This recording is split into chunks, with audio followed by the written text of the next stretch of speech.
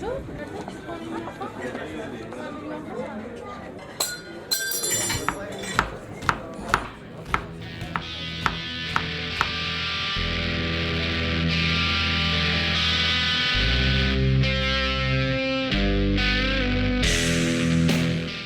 Made me realise how there's always a person behind the food, and that's where the beauty is. That's where the story is.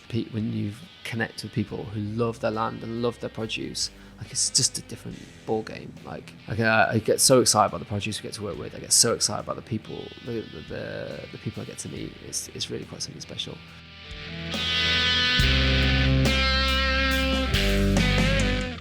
Hello everyone, welcome back to Birmingham Food Podcast Breaking Bread. I'm your host Liam. Sitting opposite me is the awesome Carl. The awesome Carl, that's my porn name. You got the moustache. I know, yeah, I've got that whole porn vibe going on now. You got the kind of vibe going down. Just need to get some plumbing gear. Or like walk around with a swimming pool, cleaning things. How you doing, man? Yeah, buzzing.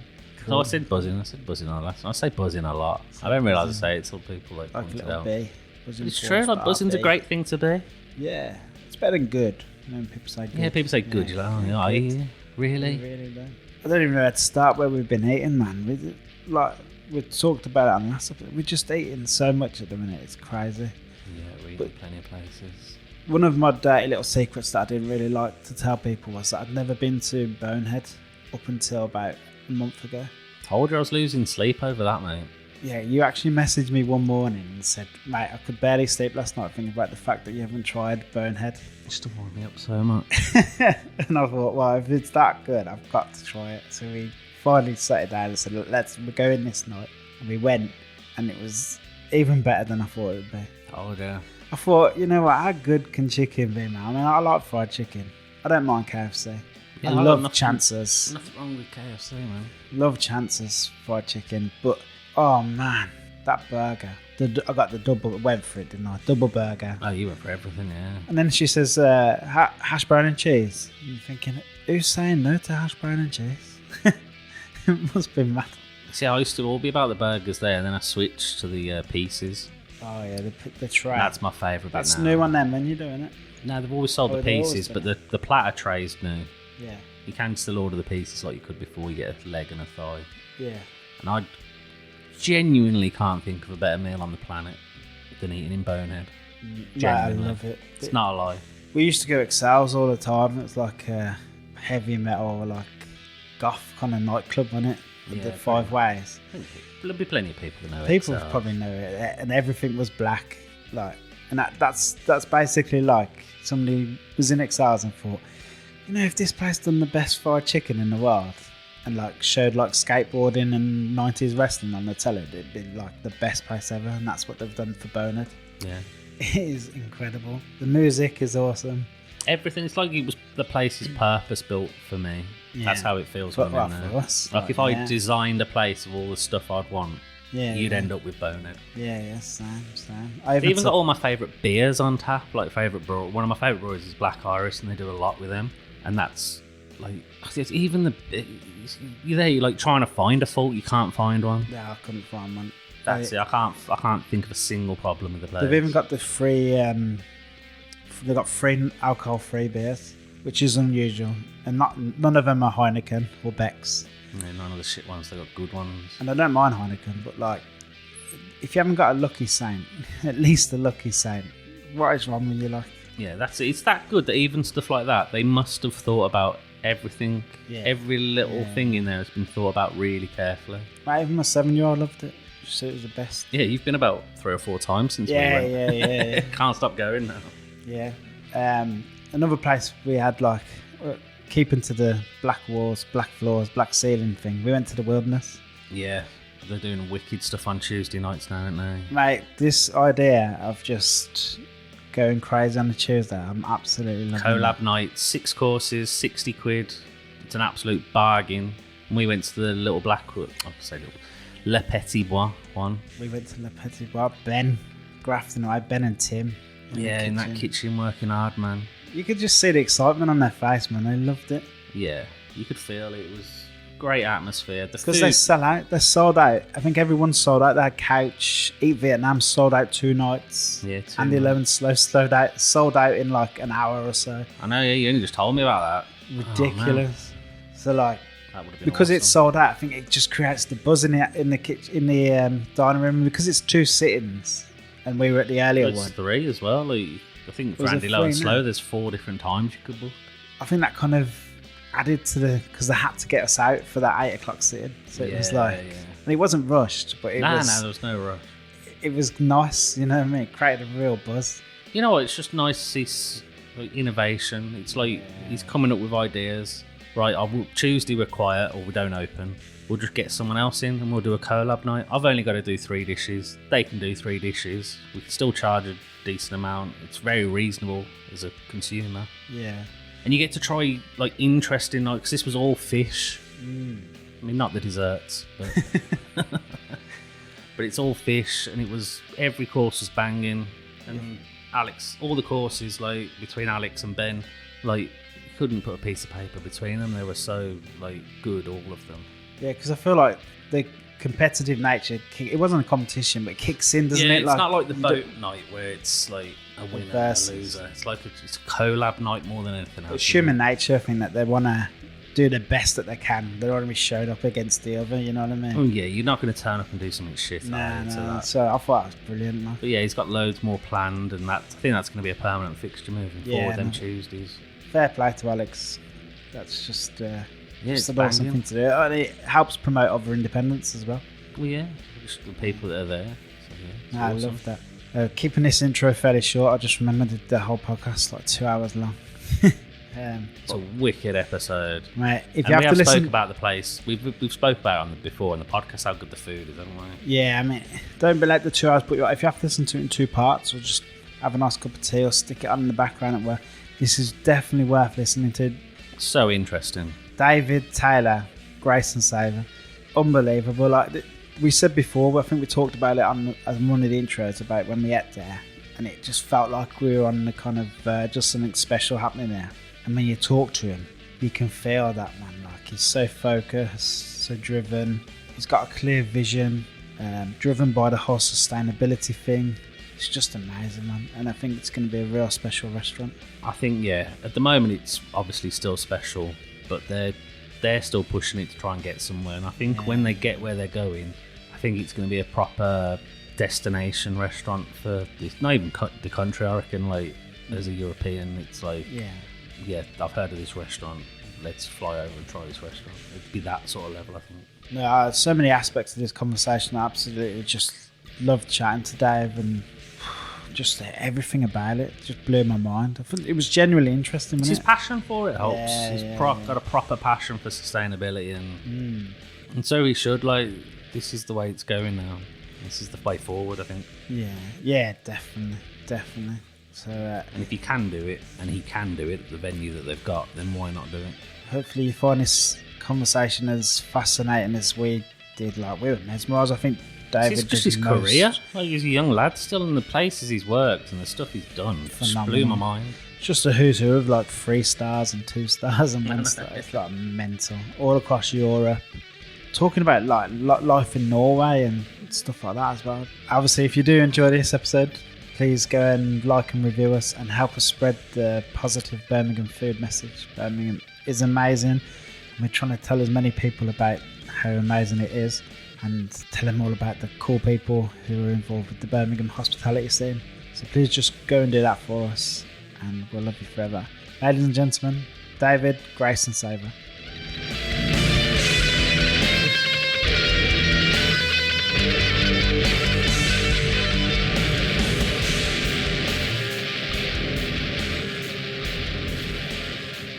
David, massive thank you for inviting us down to, I don't know, beautiful's just not a good enough word, is it? Like, this restaurant is stunning. Mate, I want to live in your restaurant. Seriously. It's like, seriously. whoever you does the work in here, like, if I had enough money, I'd be like, right, they're coming to do my house, because this is so nice inside. Yeah, I feel like with this restaurant, I feel a very lucky man and everything's going on. But this is Fiona Unchained, Fiona Hill, Yeah. creative director. It's her Unchained. It's been amazing to be able to create a restaurant in this space. Well, it's just beautiful, like everything, kitchen, the layout. I mean, people have probably seen our photos because we've eaten here and took plenty, and I think there'll be some more photos from this that we'll put up. And like, you gotta, it's just an interior. It's beautiful, absolutely beautiful. And that's even without talking about the food. Just visit the place. It's just nice to look at. We'll start where we always kind of start. You didn't just wake up and all of a sudden appear in this amazing restaurant. Well, how did you get into hospitality? How did you become a chef? So some years ago, I was when I was 10. I was big fall in love with baking and always wanted to like keep trying different things and cooking things. Always had a bit of an interest in food. And then when I went to the Good Food Show, like I think it must have been like 2002 or something, I met Brian Turner at the Good Food Show in Birmingham. Nice. And I said to him, I want to be a chef. Like, how do I get into being a chef? And he said, he took me backstage, gave me his card, and says, like, come down to London. You can come work in my kitchen for the day. So I went down to Knightsbridge when I was like 13, and went to Turner's at Knightsbridge, which is closed now, and just spent the day in his kitchen. And I was there. I was there maybe for like 3 or 4 hours. I sort of remember seeing like huge liver, tasted some honey ice cream. We ate tomato pasta out the back. I just like fell in love with the whole thing. It was like everyone. It was just so inspiring. That's young, that is, isn't it? 13's young. I don't presume you were by yourself. No, my mum took me down, held my hand.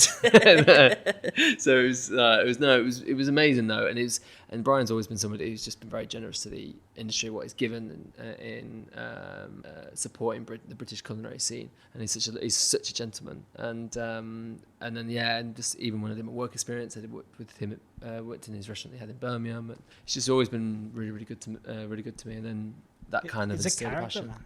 Huh? He's a proper character. Well, it's weird. Well, I was thinking, I would have seen, and I never seen it as like an adult self. Like I saw him as, I was a young boy looking up to him kind of thing. So I never got like, so I've heard he's a bit of a character, but who that is, I have no idea. All I know him is he was this guy who's like, come down to London, see my kitchen, and then, always tap me on the back and say, well done, David, keep going. He never did anything more than that. Like I tell him a story, like, who is this kid? But he would always say, go on, keep going. And but then, from there, it was just always wanted to. I went to UCB to study culinary arts management because they had this placement year that was like they said you could go and work in any restaurant in the world. I was like, right, this is going to be it. I was sure. I've been working part time for a couple of years in a really nice bistro, like learning some nice things. But I knew I wanted to be really wanted to work on my craft, and I just didn't know where to go, what to do. And when they said like you can go anywhere, I thought, find out, like there's got to be some great places. And I was at the time working for a chef called Campbell Star, he used to be the head chef of Titanic, Marco Pierre White's Titanic. Wow. Like the infamous one that kind of called. Oh, there's a lot of stories behind that place.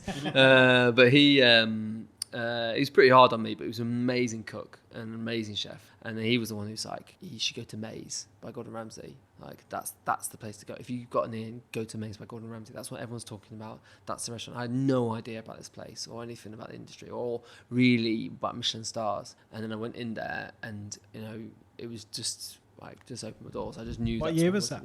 That was 2007, I think it was 2007, 2008, something like that. Was that about the height of the boiling point kind of thing, or was it a bit after? That would have been after. Yeah, boiling point was like 99, 2001 or something. Yeah, maybe. But it was the height of his, like, that's when like F Word was around. Like, I remember being a part of Restaurant Gordon Ramsay Holdings, and it was huge at the time. They were opening restaurants at Front Centre. Angela Hartner had just gone to the Connaught, and obviously Mark Sargent was at Claridge's. Petrus has been talked about getting 2 stars, and then obviously being at Maze, where there was a lot of hype around Maze. Maze won restaurant, like number 1 restaurant of the year that year as well. Like it was a really sort of like the restaurant that had been looked at, and it was phenomenal. It was a really tough kitchen. It was the longest year in my life. I've never worked so many hours in all my life. Just thinking though, but did you, when somebody suggested Maze, did you not look at the personality you seen on telly of Ramsay and think, oh no, fuck that.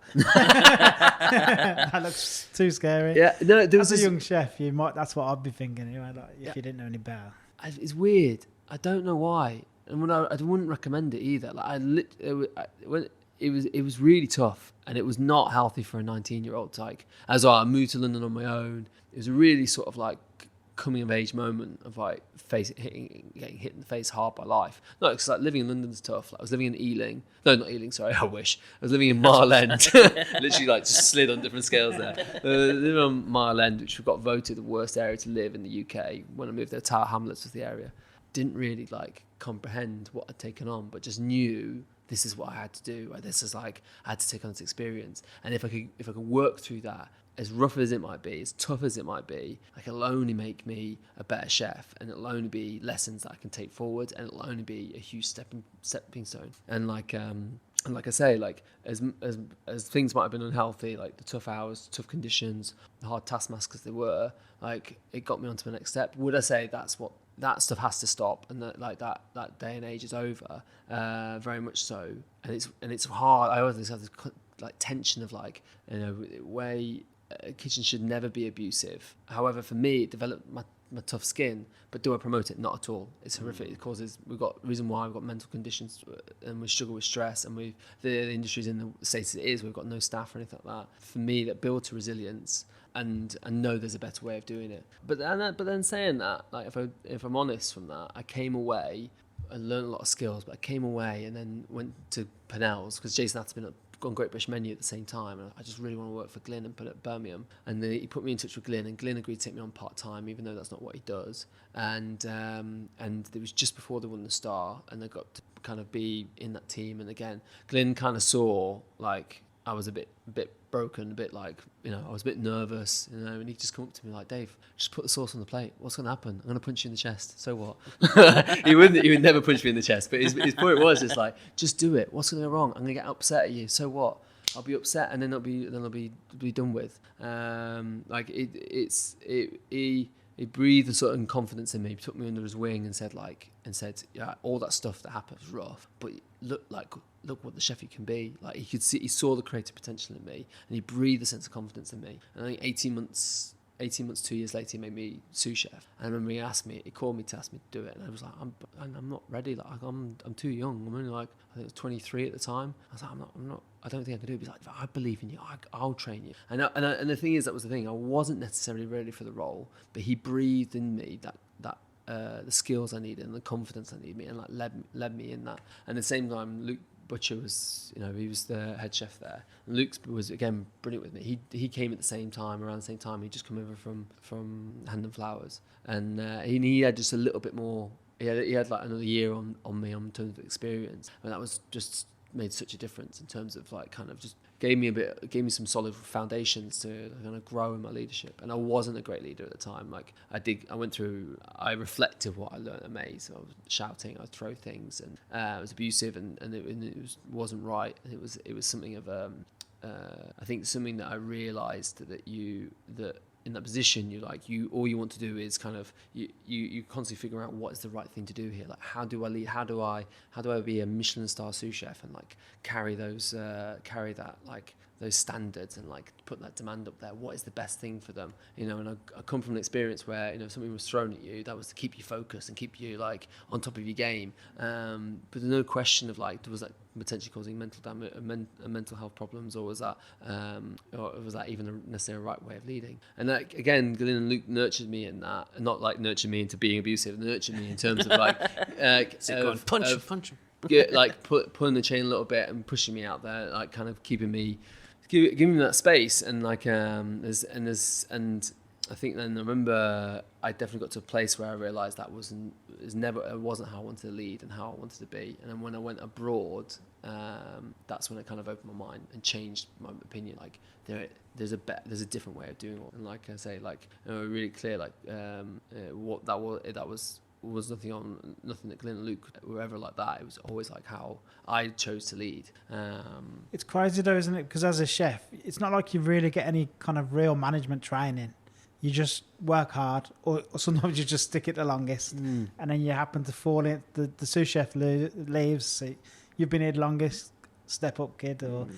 But there's no extra training on the side to say, well, this is our practice. This is how we like to manage things, or this is how you could deal with. Like, there is set management, like training procedures that will help even in a kitchen, from any role, from any job, from other industries. And it's just mind blowing. It never happens, even all the way up to like you become the head chef, and all of a sudden it's more like a business manager kind of role, and you've had no training in that hardly at all. Like it's just blows my mind how it works, to be honest. But I suppose your first insight into sort of fine dining, that was more of the rough and ready, so that's probably imprinted on you, and I'd imagine it does have a lasting impact, especially early on in a career when you're trying to forge your own name and stuff. I'd imagine. Do you have any positives you take away from your early days at Mays? Like anything that you've kept with you? Anything?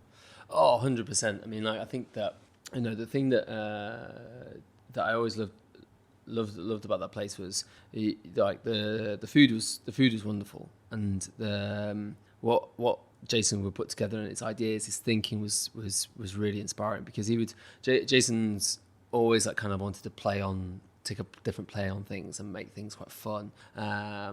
I was even just like taking on the sheer task of a new station, not being overwhelmed by, I remember the first night I got put on garnish. You know, it was the one thing that I wanted. I desperately wanted to be on garnish before I left Mays. I'd done cold larder, hot larder and pastry, and I was like, I just want to do garnish. And they got put on there, and I just was so nervous. And I was just a wreck. Like, I know, and it was such a big section. The pass was like massive. I can't reach. And there was this the hot lamp that ran across it. My arm, when I put the garnish up, the sous chef or whoever was plating, because it was there was like 10 sous chefs there, and then when I reached, I put my garnish up, and he couldn't see. So, where's the garnish? Give it, and you get spoons whistling past your head or something like that. And by doing that, being in that, I learned how to run a section, how to get set up and be prepared, and then I just, you know, also just remember a guy called Bo. Like, so Bo was like head chef of Monoma for like 10 years, and now he's got his own place in Copenhagen called Luca. He's an amazing chef. He's an amazing chef. Even having someone like that stand up for you. I remember one of the girls like said, "Dave, what are you doing? Where's the garnish?" And then Bo was like, "Shut up, Zoe. What are you doing? Leave him alone, will you? He's trying to get ready." And it's this weird, like, I don't know. It's just being in that at a young age, like you. It's one of those things. That's the thing I'm learning there. I'm learning of being in that environment, trying to like survive, get used to being on the section, getting myself set up, organising myself, taking all the experience of others, and that's what grew me as a chef. You know, it's like I say, the abuse and everything else. That's what I would ultimately say would slow me down. That's what slows you down, because you're then battling that mental the mental battle that goes on. But ultimately, you're the things that really shape you is your craft. You know, ultimately I learned how to run a section. Then I went to Glynn's. It was like, then he could work on that, formulate that. He taught me how to cook, how to prep meat and fish, and how to, you know, and grew at craft. And that's what it's ultimately about, becoming a craft. And touching what you just said about leadership, like that's the one thing you're not really taught. Like, and I don't know, like a lot. I would say, you know, I did okay at school. I wasn't, you know, didn't do awful, didn't do brilliant, but, you know, a lot of, you know, chefs I haven't worked with, like, you know, we haven't done brilliant at school. We're going to be a chef now because we were passionate about cooking, like, and it's also that industry where, you know, if you did what you want to do, it didn't work out, like, it's almost, we are quite a big family, just take people in, and then suddenly you go from learning how to, like, cooking to suddenly, like, leading people, and that's a huge step, a huge educational gap that's, like, desperately needed, and, like, doing it in a healthy way. I think you like, how it is with me, I battle insecurity, like, you know, do they trust me? Do they believe in me? Was that the right thing? What if I am wrong? Is that a good idea? Like, you know, and there's an element of, like, that dictatorship style of bullying and aggressiveness. Well, that and fear, no one's going to answer you back. If everyone's scared of you, no one's going to say anything. And that becomes then a safe place where you're like, okay, now I've got control because no one dares say anything to me, and then I now feel like I've got everyone under control. But that prevents so much. That it prevents creativity.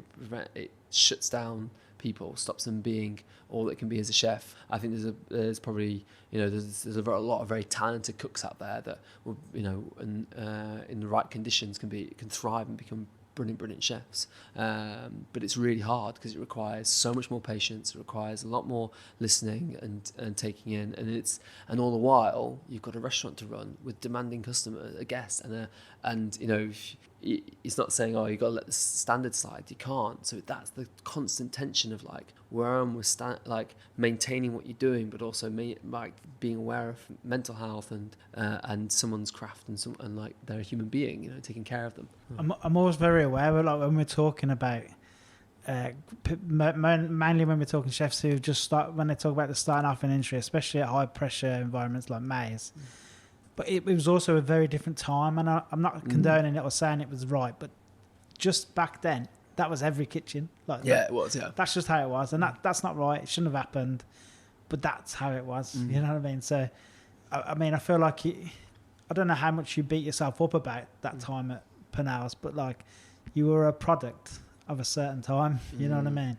You kind of touched on when you moved abroad, then it was a bit different. Was it always different, do you think, when you were abroad? I know, speaking to other chefs who've probably been there longer than you were, but is it like an English thing or an American or a Western thing that we were like, our kitchens were like just crazy?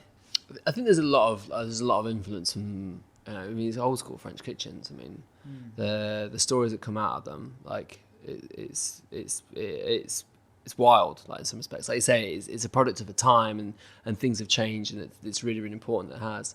I just remember, though, when I was the thing that changed for me when I was at Purnell's, like, was that I recognised that my leadership was coming from a place of insecurity. Like, as much as Glynn had breathed, so like it shaped me. Luke taught me a lot of great things, and I was being invested in. I think I got to a place where I didn't feel secure that if they just stepped away, whether I could actually hold that down. And I knew that's what I needed. I needed a finishing school, somewhere to like kind of to like pull on those strings, I guess. And then when I went to Chicago, went for a week at a restaurant called Grace. And it was headed up by Curtis Duffy, that's now closed now, and he has now a restaurant called Ever. It was a phenomenal. I mean, we had entry music. Like, you came in, right? This is entry music that I kind of almost felt like, why my hair sticking on the back of my, you know what I mean? It was like some like, I don't know, wrestling entrance or something. And then you walk into the kitchen. It's just stunning kitchen, the whole setup, everything had been thought about. Like, he had spoon pots where constantly running water, waste bins built into the bench tops. Like, it was just insane. And then you go downstairs, like, and you're walking down the stairs, and it's just all these legendary chefs, like Paul Bocuse, Rene, like just all the chefs from all over the world, just like planted all over there, just to like kind of remind you who else is like great chefs in the world. And then above the steps, above the door, as you walk through, as you got into the changing room, it said something like along the lines of, everyone who walks this door is a part of the Grace story. And you went in there, and there's this huge lounge area with this TV set up and stuff. And then in the changing room, there was like pictures of everyone on the lockers, and with all the names. So it's your first day, you never have to worry about, oh, who's that? Oh, I didn't know who that was. And I just went, and this guy was just changed the game in terms of how to.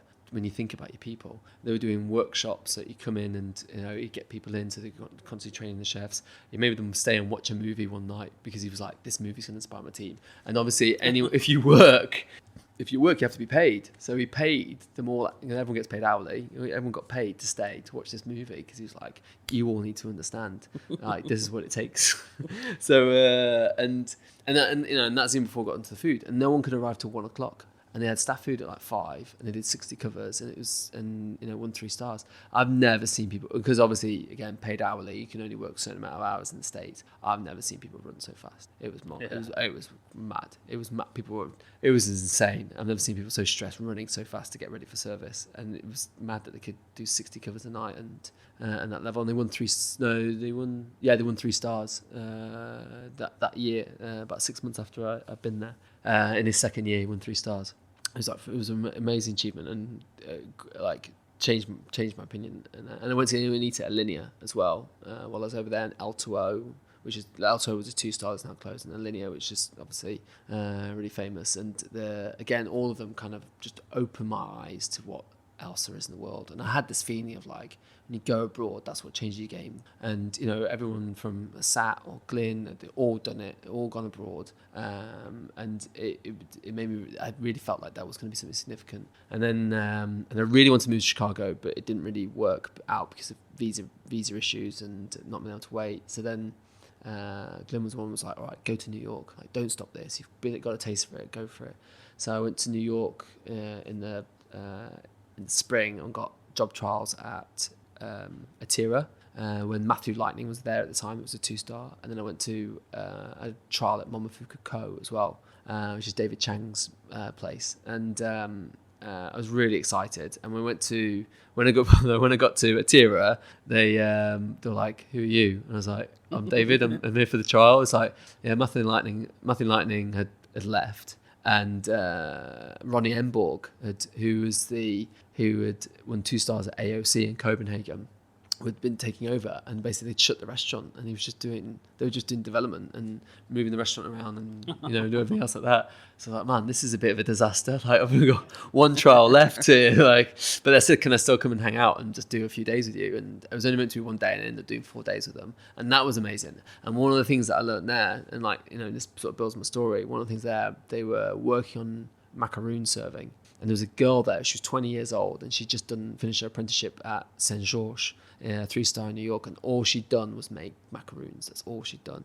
And the pastry chef, who was like 30, and obviously she can make macaroons. I just got her to come up with to present some macaroon ideas. And it was like one of those humbling moments. Like, I remember thinking, it's like I'd always felt that it was always that mindset that the senior people are the ones who do the menu, and it was that was definitely one of those moments where I was like, anyone can bring an idea. And later on, that would play a bigger role when I went to Mimo, because Jordan, that was something Jordan Bailey pushed at Mimo. It was like, you've got all this wealth of knowledge in the team, you've got to lean into it. And I really felt it was very, very sort of inspiring environment to be around. So yeah, with the Tira, it was a wonderful restaurant. Never got to see service, but got to see some really cool ideas, and worked with a really great team, and they were lovely. And then I went to Co, and Co's a stunning restaurant. Like, if you're ever there, it's so cool. It just I felt so uncool being there. I'm so out of place here. So I just felt so uncool. Like, it was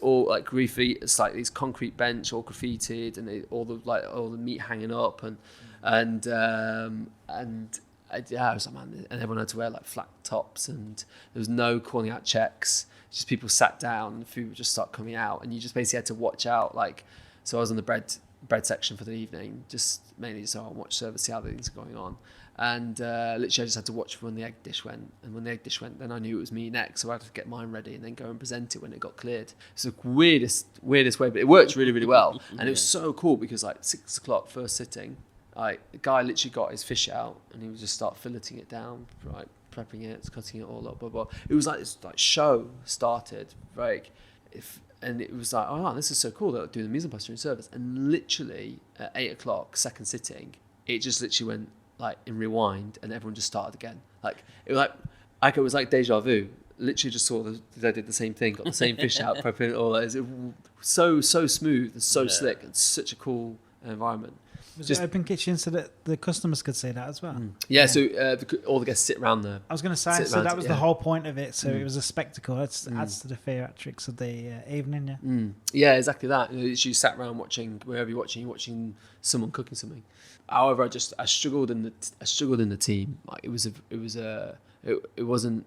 bit like no one seeed to be with each other. Like, you all seemed to be against each other. Like, it had been a Grace, and everyone was tight. A really tight team, but Momofuku, it seemed a bit disjointed, and the food was wonderful, and like the exec chef now who's there before, he's now gone, but massive respect for him, and some of the guys there were really, really great, but I just felt this just didn't feel right. And they offered me a job, and it was really hard because it was kind of like, you never turn it down. Like, there was a visa opportunity, chance to live in New York, and it's like, this is going to be big.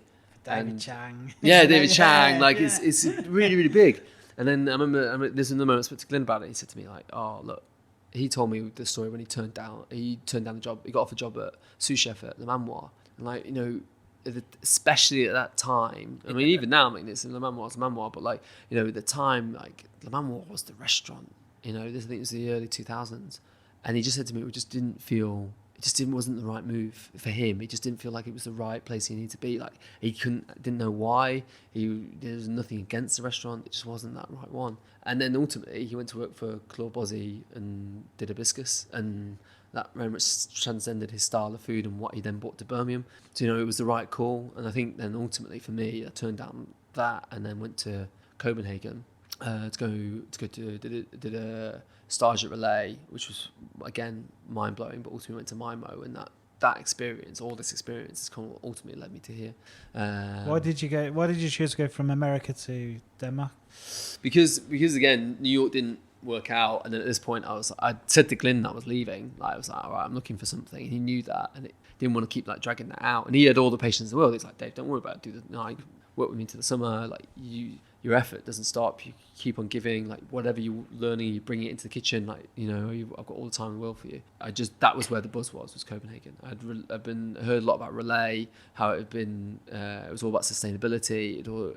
Again, that word was a bit like I remember doing the Sustainable Restaurant Association award scheme with Purnell's, and we won 2 sustainable stars there. And I was like, but when in the process of doing that, I'd scratch above the surface, and the suppliers would give such vague answers. There was so little like real meaty truth out there. But Relay this is what they were all about, and about how they source produce and how they were thinking about things. So I was like, all right, I really wanted to go and be a part of them. And Pugliese had been sous chef of Noma, like nearly every other restaurant in Copenhagen. You can't open a restaurant unless you've been sous chef of Noma. But he was, he was a really cool guy, and obviously had Manfred's across the road. It was a lot of buzz. And I went there, and it was really cool.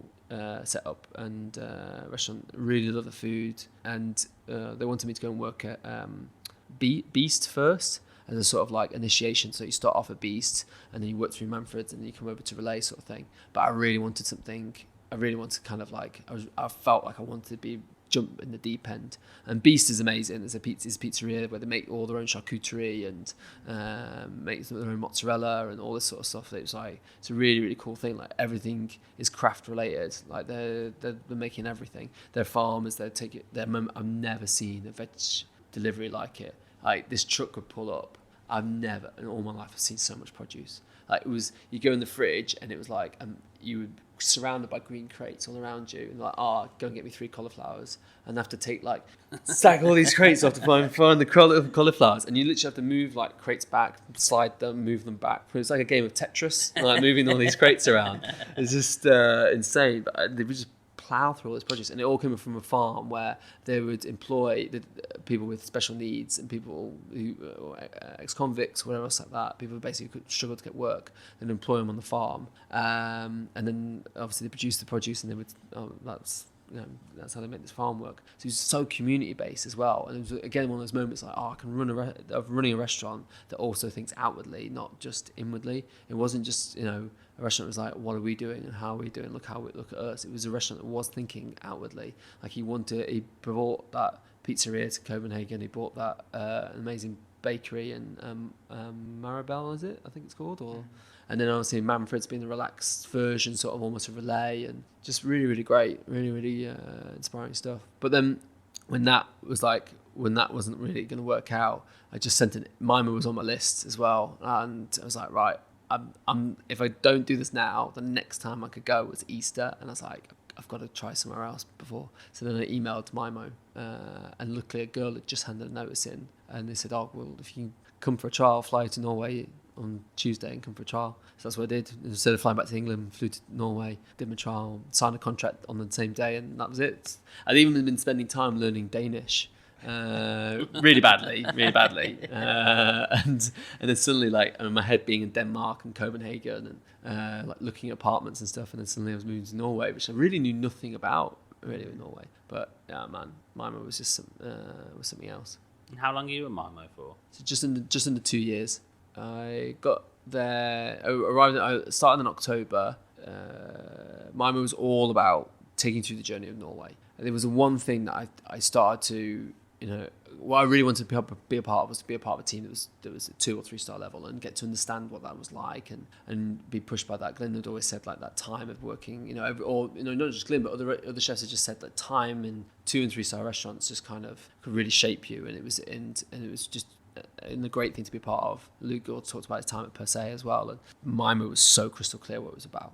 Everything was about celebrating Norway. It's about Norwegian culture. If you had gone there as a foreigner, you'd learn. You actually get to kind of learn more about Norwegian culture and come in contact with the food and stuff, like the ideas he was creating. And then on the other hand, if you're a Norwegian, like, so when I went with my wife, completely different experience. Like, I'd say, like, if you can go to Mima with a Norwegian, like, mind blowing. Like, for Annette, like, all these stories, my wife's Norwegian, and all these stories like came out of Annette, and like, everything from this burning bush where so in Norway they when we're out in the forest, and you take juniper bush and you put it on the fire to make the fire smell nice. So we had this juniper ice cream with this fermented blackcurrant and a juniper oil dish. The dessert, you put it on the burning bush of juniper. So just like the instant emotion that I saw in Annette's eye, like for me, I thought it was really cool and like, this is really nice. But the emotion in Annette when she had that was like, and then he got this dish called rømmegrøt,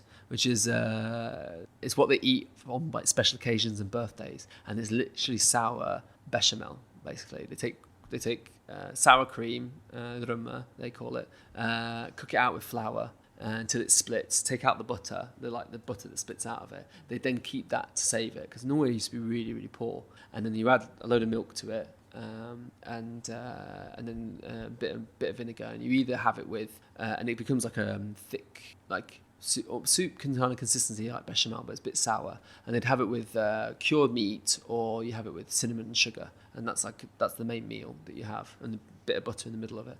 And it's so humble. And then Esbjørn's serving it in Mimo that's won 3 stars. For Norwegians, it's like the most proudest thing. Yeah. Like, their dish is like in a 3 Michelin Star restaurant. Like, there's a patriotism within Norwegians which is so humble. Like, they're so proud of the country. Like, if a Norwegian, I don't know, gets voted world best potterer, right? Not digging pottery or whatever. Like, we've got lots of great potteries in this country, lots of great potteries. But if it was like got ranked number 1, it would be famous all over Norway, regardless of whatever they've done. Like, they made the best beer in the world. Like, every Norwegian, have you tasted the best beer in the world? It's Norwegian, and it's not an arrogant thing. They're just so proud. And it's so nice, because I often think, as well, as a British person, I feel like it's hard for us to sometimes be proud to be British, and we are good at taking the mick out of ourselves. We're brilliant at that, but it sometimes gets related to being racist, or like we've been pretty harsh on the world. We've like taken every country and then like we've given them back and all this. It's a bit like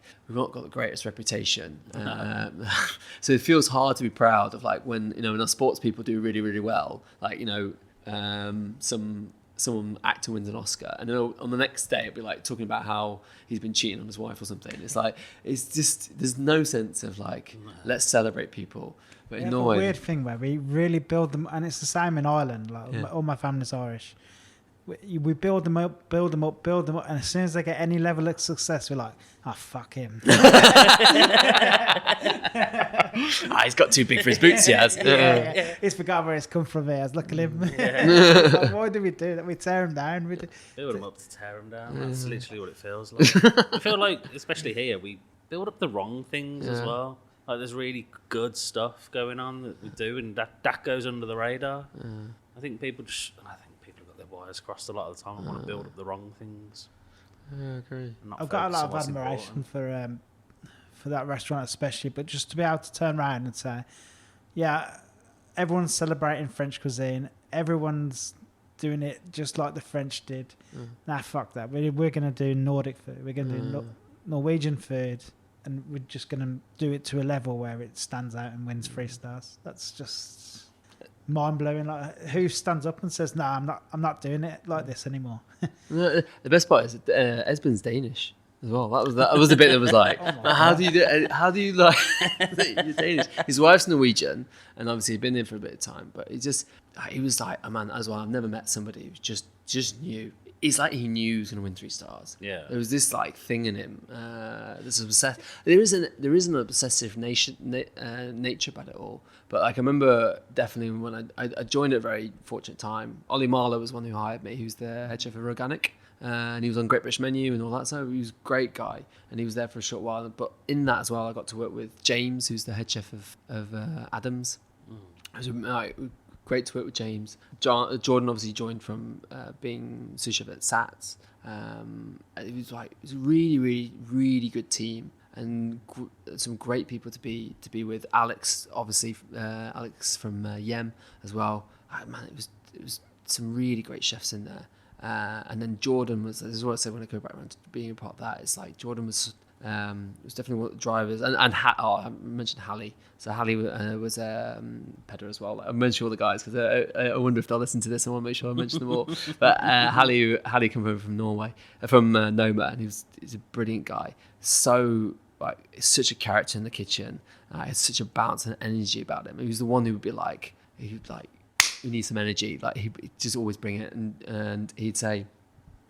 And he'd have some great ideas. And this is a part of that, like, one thing I learned about Noma is that never stop asking what more can be done, like, what more ideas. You don't just start, like, that I don't know, beef garum tastes phenomenal, but what will it taste like with lamb? What will it taste like with mushrooms? What will it taste like with, like, let's just ferment it, let's just pickle it, and it was an incredible team to be a part of. And when Jordan definitely, I think how he managed that team, how he managed it so well is he managed to really harness all of our creativity. Rob as well, actually, who came over as development chef, and he's now got Haku, which is just been voted 28th best restaurant in Asia or something, in the top 50 or something. He's really great cook, and we just harnessed all our creativity and created such an energy and such a team. I'd never been. We were such a tight unit. All of us would hang out on the days off, work crazy hours, and we'll hang out on our days off. We were a real family, and it was just an immense energy to be part of. And my mum was tiring. It was long days, and it was challenging. It was it required really focused, really intense days. But we were like a family, and that just made such a difference. And I really felt that was such a brilliant thing that Jordan did in that time, was like how he unified us all and made it what it ought to be. And just such a brilliant thing to really be a part of, and very much shaped. Sort of made that sort of, in terms of that finishing school, of what I took away from there was like I got all this cooking that I got from Glynn, but what I learned from Esben was like, what is the story you want to tell? Like, what do you want to talk about? And just talk about that. There's people doing lots of brilliant things. There's lots of great things you can learn. You can be inspired by all things, but just tell your story and what you want to talk about. Was this your intention while you were at the restaurant? Did you see the whole time there as a finishing school, or did you think I could be here forever, or was your intention there? This is a finishing school for me. I've still got somewhere else to do. I've still got something else to do. Yeah. I think I'd always seen it as a finishing school. It definitely rocked me. That was where I was right with my mind. I realised where I needed tightening up on how I run a section, how I manage people. We'd have stagiaires. I worked with about 300 different stagiaires while I was there. I learned how to manage a very small team of 4 or 5 chefs, 2 of which might just not turn up the next day, and then learn how to manage that workload into just 3 people, all with very different skill levels. I mean, I worked with exec chefs who didn't know the difference between a spoon and a fork, right through to very young lads who were just absolute phenomenal workers. I had a stagiaire who didn't speak a word of English, but was still brilliant for me. It was still brilliant for me on the station. Like it was an amazing amount of skills there, but also like I got to Mimo, I'd never really opened scallops before. And so when I got there, I got really nervous because I remember going on to meat and fish, and suddenly you had to open a scallop, take it down to the restaurant, present it, take it back up, prep it, clean it all out, slice it, pickle it, then do the first serving, and then get another scallop, start cooking scallops. So suddenly I went from never prepping them to doing 30 a day, and I was just thinking, I'm going to rip all these. And I think the first one I did just split it straight in half. And I'm like, I'm 28 years old, and I'm splitting scallops in half. Like I look like an idiot right now. I was like, every day I was like, Esben's just going to come in and sack me. I'm just going to get sacked. I worried about it so much. But the thing is, that was the thing I learned. It was okay. Like, it didn't matter how old I was or how young I was. Like, I was learning and I was growing, and it was better that I was learning now than then when I got to, I just used to then think about myself, what if I was 35 and I'd been given the responsibility of a restaurant, and all these things, these questions, these things that I felt nervous at, I just kind of like hid them away and just didn't want to learn it. Instead, like, I was learning them, and I got to embrace something that I needed to embrace, which was it was okay to not know stuff. It was okay that other people knew more than I did. I read a book called Kitchen Nightmares by, what's his name? Legendary chef. He's passed away now.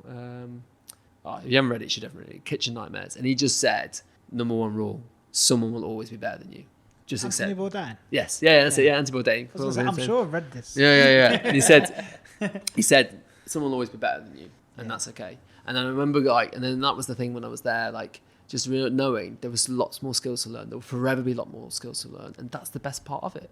You never stop working on your craft. You're always going to get better. Someone's always going to come out with you with a dish idea or an ingredient or a fermentation that you've never heard of, and that's okay because it's only going to make what you're doing even better. Because that's at odds really with, if you know nothing about management, that you think a manager should know everything and be the most intelligent person in the room. Yeah, should know everything, and nobody could teach them anything. But really, it's the opposite. They should be able to be. If I'm a manager, I want to be the least intelligent person in the room. You want to be surrounding yourself. That's it. Yeah. And it makes your life easier. It feels like I remember, and it was so after Mimo, and I went through a bit of a time where I was like, right, and I was hungry. I want to do something else. I really want to go to David Toutan in Paris, but the French law had prevented anyone from doing stages. So I was like, okay, that's not going to work out. But I kind of felt like my time was done at Mimo. I just wanted to move on, but I didn't really think it through. Maybe going through a bit of a midlife crisis. And I got a tattoo, so you know how it all goes. It's got the world's biggest tattoo. But the job opportunity came up to be a head chef of a restaurant called a hotel called The Thief. It's this 5-star hotel. It's an amazing place. It's a phenomenal hotel. It was renowned for famous people being there. I thought this was going to be a really cool thing, and I misinterpreted how the role would be. I learned a lot in terms of I have just a whole new level of respect for hotel chefs. In terms of we've interviewed a few, haven't we? Oh my goodness, it's just a different bag. And sometimes, and I think as well, I remember, and I've always said this, and I've always had a lot of respect for any chef and what you do and everything like that. But I just remember doing it. We did a couple of dinners at hotels and stuff. And I remember the chef said, "I know my food is not what you do, right?" And I've always said, and I meant that honestly, but we're just in different games. We are in completely different games. The food they're turning out for what they have to do and how they achieve these things is tough. And then you make great food for it's funny, put them in mind scenario, I'm cooking for 26 and it's a different thing completely. But it's a whole new thing of management of you've got room service, breakfast, lunch, dinner, you can't have your hands over everything. It was very much overwhelming, but it was an incredible thing to be a part of, and I really grew. I had to learn how to manage a lot of different things. From I had to be more organised. I had to be more think differently. I was very fortunate. I had a really great sous chef called Tim Wanless, who came over from the Landmark Hotel in London. And he pretty much taught me how to be a head chef of a 5-star hotel, and he would later become assistant food and beverage manager. And it was brilliant. It's brilliant because he as well.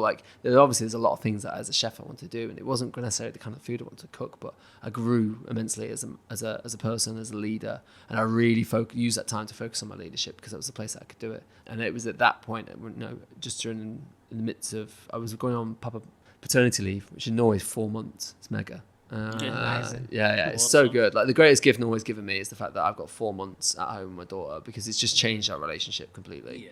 And it was that just before I went on there, I felt like I was ready for a new challenge, and I got in contact with James. We'd always stayed in touch, and he was like, "Oh, actually, maybe would you be interested in Grace Savour, this project?" At the time it wasn't Grace Savour, it was the Wall Garden project.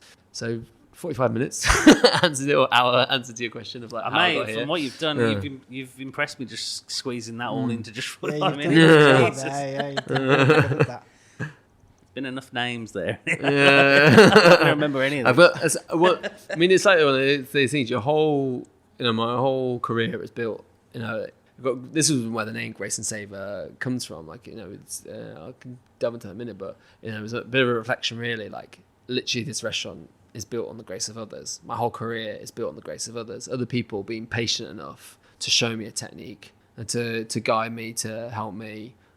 All the chefs in my, a lot I've worked with, whether they've seen something in me or not, still taking that time to teach me something or show me something or lead me to the next place or give you that guidance. If I've gone down in the service, which has disrupted a guest's experience, it's that head chef who's had to go out and take that heat, but then still allow me to then continue cooking in that kitchen. All those things that have happened. You've been late, you let someone down.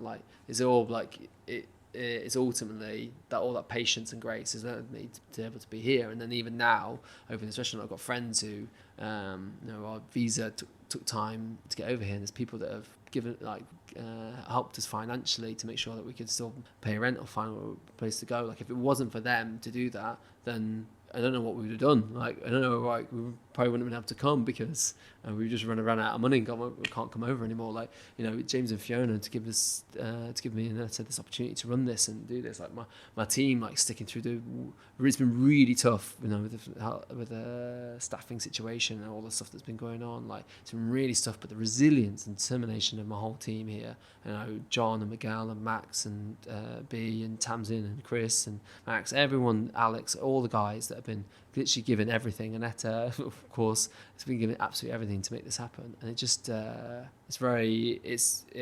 makes you realise there's no I don't know, there's no I in any of it. There's no like one person in any of it. Like I always think of the bands like it's always often fingers around the lead singer, but it's definitely not. It takes, as I say, it takes a village. So when you get offered the job, what sort of stage is this restaurant that we're in now? What stage is it at? Is it here? Is it even built? Is it ready? Do they know what they want to do with it?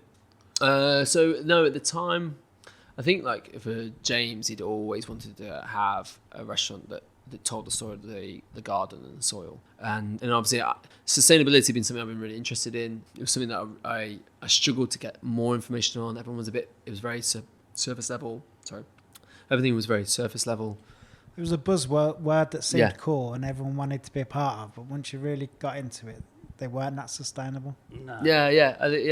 It's not easy, is it? No, it's not easy, and you're always looking for like who's to blame or who's doing wrong, and like why aren't more people doing the right things, and actually just look at stuff and it's like, well, why? It's just stupidly expensive. They're just trying to rip us off. This project gave me the opportunity that James had kind of got me in touch with his sister Sally, Dr. Sally Bell, who is a lifestyle doctor who kind of got discovered that actually through I'll forget one of them. I always forget one. Eat, sleep, movement, rest, and breathing. Maybe there's another one. Maybe that's it. That's all the 5. Like literally almost every condition can be healed. Now, everything starts in our gut. That's what she was like saying. Everything starts in our gut. Our gut microbiome is what's causing much of our issues. Everything from an allergy to what's it called? What's the condition? Anyway, lots of conditions. Anyway, and there's lots of research into ironically Alzheimer's.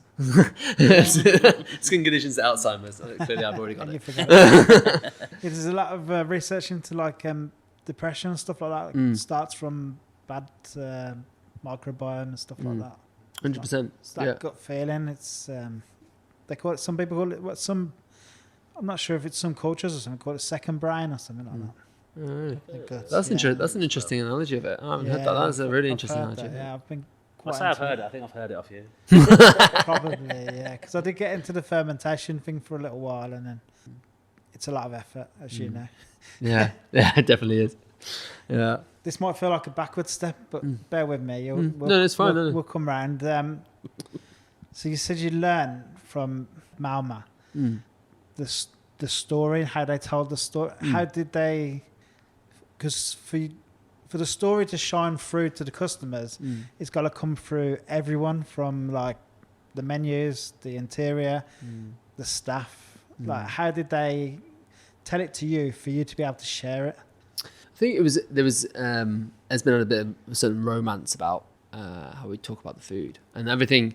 I mean, it was great at sourcing produce. Like the produce we used to get through the door was phenomenal. And this is a country that had 3% farmland. But what also Esmond got onto is they were great farmers, but no one really knew about them, and they weren't the best at promoting themselves. Like they were selling to like the local villages or something. I mean, I'm not quite sure the whole story, but there are.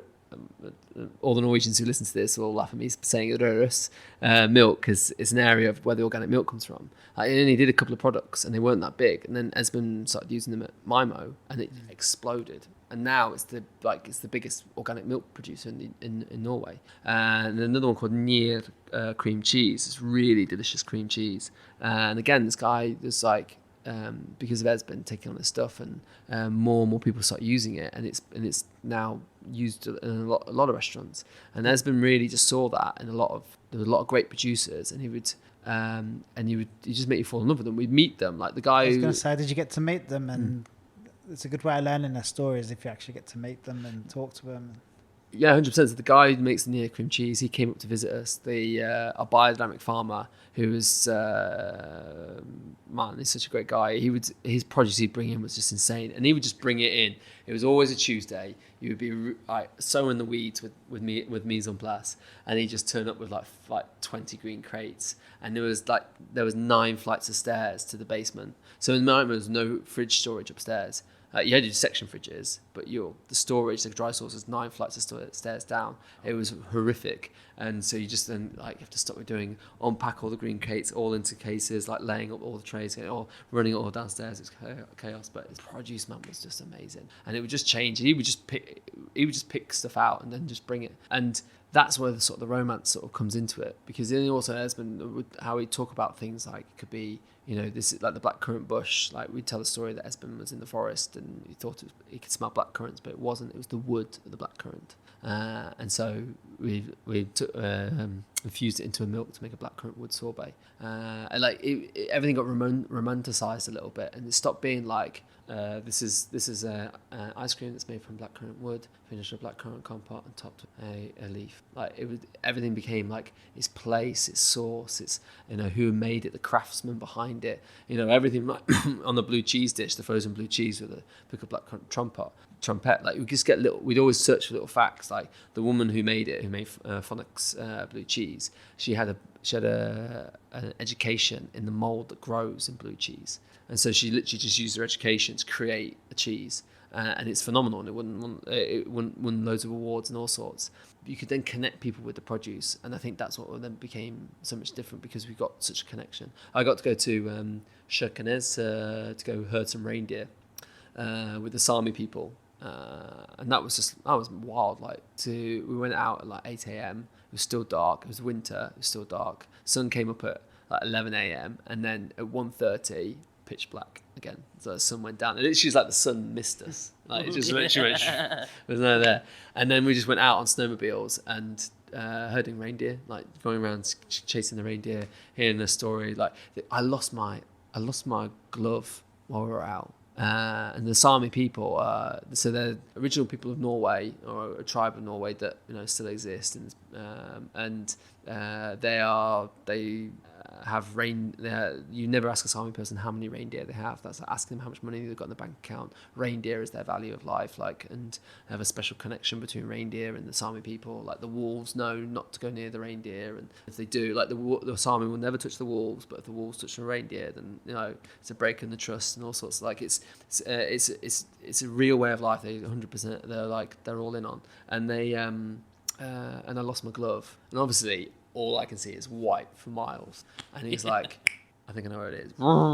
He drove off for about 10 minutes, came back and just threw my glove at me. I was like, how did you know? And how did you find that? And I went, all this is wild. So it's weird. I mean, I'm telling you about a guy who went and picked up my glove, but it was so many inspiring moments. It was such an inspiring, out of this world experience to be out on snowmobiles chasing reindeer, having this guy find my glove, and then him come and tell me stories about him and the Maasai people, and how they and how he would hunt wolves, and how his grandfather would travel 3 hours every day to see his wife, and just wild. Then we went back to their house and we just ate loads of reindeer, just did this whole dinner of reindeer and aquavit, and it's just something I'm never going to experience anywhere else in the world. And it just made me realise how there's always a person behind a food.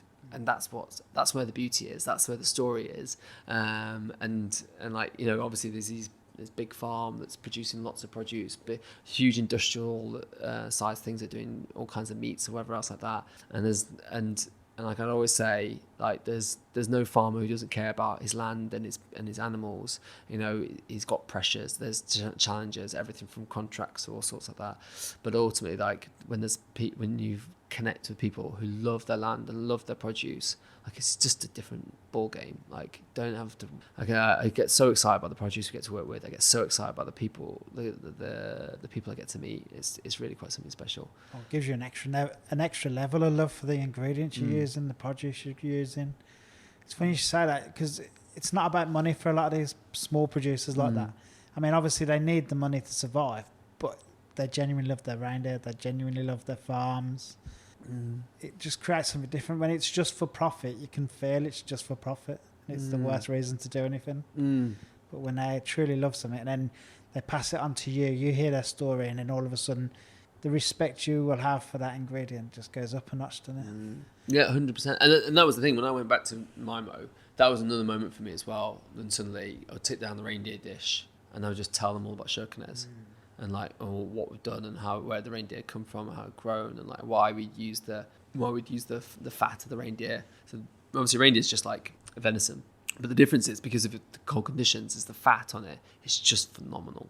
It's just so foresty, the fat is, and but I'm not just saying, oh look, I've been sent this piece of reindeer. Like, I was telling guests this story, and that just like. That was such a special thing. And Esben as a person as well, after we discovered we won 3 stars, I remember Esben saying, but Michelin haven't even seen the cutlery. Like, he bought new cutlery, and that was always another one of those things where I just realized what I loved about him is it was always like, there's more to do here, there's more to like say here, there's always this constant like energy to develop what we're doing and make it even more exciting, even better. And you knew like, in this restaurant, this was never going to be. And obviously, I haven't been to the new Mimo 2.0, but it's 100% just a deeper look into his vision. And I'm sure he's going to have even more ideas because that's just how he is in nature. He's just like obsessive about like, let's progress it. And I think that was also another thing that I just learned in that environment. Both in Grace and Mimo, there was this sort of hunger for constant progression, never to kind of go, what am I going to do to hit this level, but what am I going to do to make this better? Just keep making it better. So now you've got your own restaurant. How important was it that you have your own stories here, so that it's not just a restaurant, it's going to have a story? And how do you encourage your team to kind of tell your story as well here for Grace and Savour? I think that was the thing that I just touching on when it came to the sustainability part. Like I got connected with Sally Bell, James's sister, who then got me onto this microbiome. Like it's all about the soil and nutrient density, and that's where all the problem is. And we've got to look at regenerative farming. And I got sent a load of words I'd never heard before. And then I started asking. I wanted to contact farmers, and farmers wouldn't pick up the phone to me, but they would to Sally. So this is how I get in. Like I just sneak up behind them. Ha! Got you. Because they've been, I realise that chefs have been just as much the problem. Like in the sense of we want a certain shape, a certain colour. We've done the dish a certain way. I very much resonate with that as well, because you want that consistency. You want to make sure it's always the same. Like it's different pressure to different people. But that for a farmer, that is not something he can always having produce in that particular kind of way for that amount of time, or whatever it might be. It's just very, very, farming is very, very complex, and I got to understand how complex it is. Surely you could just go to the supermarket and buy a load of organic stuff. It's just the same, isn't it? Oh, it's not. It's just not. I mean, this is also, again, like, I always want to be really clear about, like, everyone has their sort of their challenges. So Organic Soil Association are doing phenomenal things. Preventing chemicals getting into a soil is so important. Our soil is so depleted of nutrients right now. We have to eat 8 oranges today compared to 1 orange in the 1960s. Nutrient density level is so low. We're trying to drive, I've always believed that we should eat better meat. It's not eliminating meat, because meat is a really important part of our diet that we can't get from vegetables alone. Because it's not just that the vegetable might contain the vitamin or whatever, it's how we absorb it, and one of the best ways of absorbing that is through animal fat. It's not just that, but it's unsustainable. If everyone stopped eating meat, that would be unsustainable for the planet too. Yeah, 100%.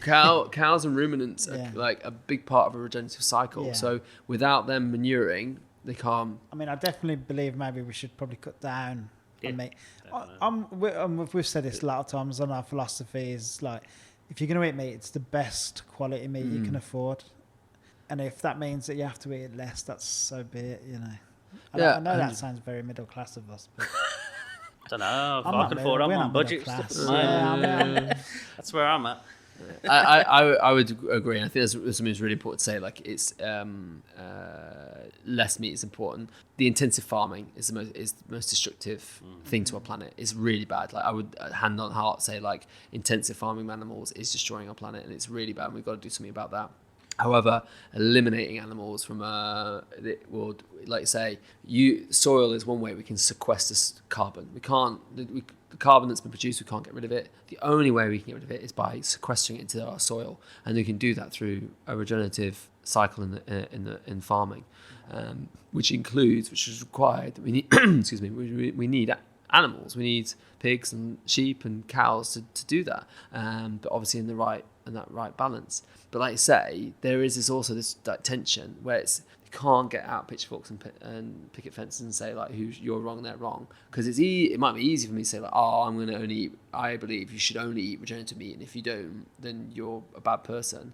Well, but everyone's pockets have different depths, and that's probably the harrowing truth right now. I was reading today, there's 14.9 million people in the UK that are living in poverty, and like, can I sit here and say, yeah, but you should be eating regenerative meat? Like if they can eat meat, that would be so life changing for them in terms of like the nutrients they're going to get from it, because we're already such a nutrient deprived nation, and so it's so many tensions. And like I think like the thing I've always wanted with Grace Savour and how we share stories, or how we share what's going on with farmers and everything else, is to just speak, just to say this isn't conversation, and this is what our farming looks like, and this is the difference it can be. How this becomes a solution, I don't know.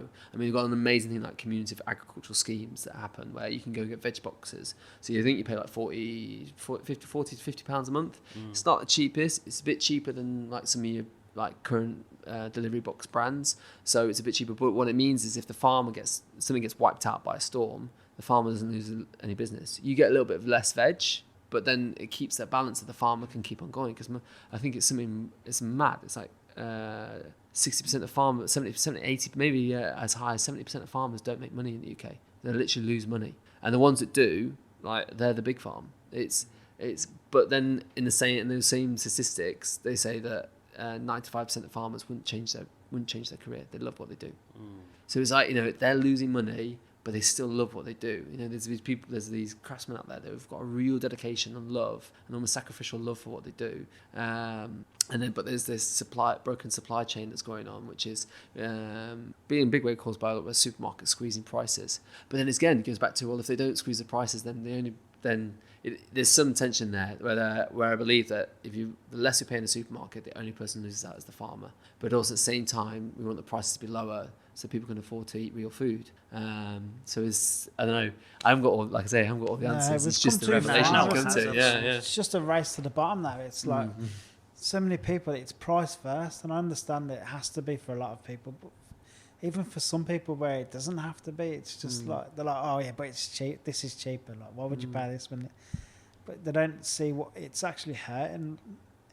When you say about the oranges, you'd have to eat so many oranges to make up for the nutrients that you. Is that because of that? Is that because like the farmer, instead of sowing so many seeds, he has to double the amount of seeds. He has to do it more often, so the soil doesn't get a chance to get the nutrients it used to. Is that why? Or yeah, no, it's a few factors. So we introduced chemical agriculture at the end of the Second World War because we needed food. So it was a thing that was desperately needed at the time. We needed to produce a lot of food quickly to feed people because we didn't basically have any. And so it was a brilliant breakthrough.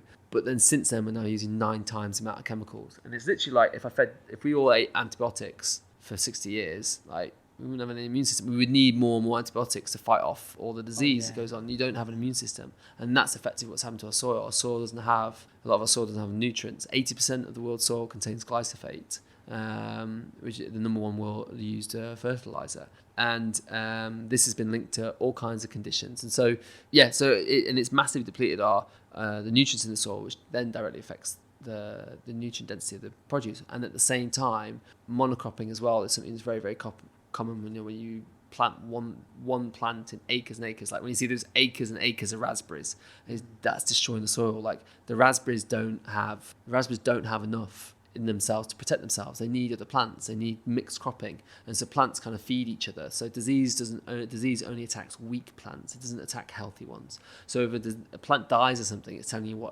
it's telling you which nutrients it's lacking. So you don't give it a chemical. You just plant the right plant in there. So good one is like peas. Pump nitrogen into soil, acting as a natural fertilizer. So when we're resting our garden, we'll put peas out, and they'll put nitrogen into the soil, acting as a natural fertilizer without needing any chemical inputs.